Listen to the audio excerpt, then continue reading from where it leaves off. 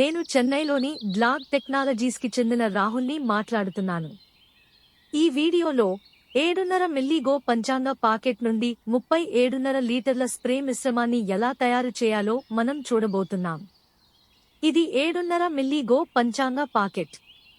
మూతతో కూడిన పెద్ద 50 లీటర్ల బకెట్లో 37.5 లీటర్ల నీటిని తీసుకోండి. ఇది మూతతో కూడిన 50 లీటర్ల బకెట్.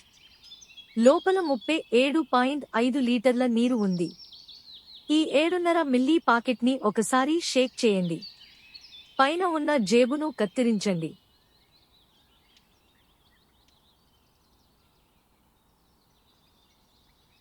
బకెట్లో ఈ 7.5 మిల్లీని నీటితో పోయాలి లేదా జోడించండి.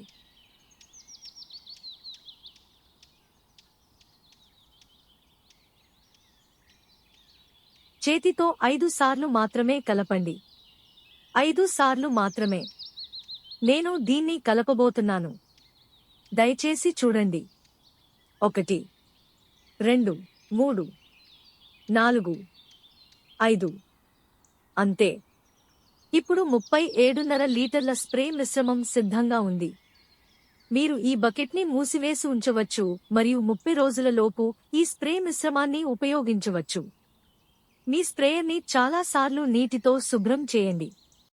తర్వాత 37.5 లీటర్లలో 15 లీటర్లు తీసుకుని పూర్తి ఎకరంలో పంటలపై పిచికారీ చేయాలి.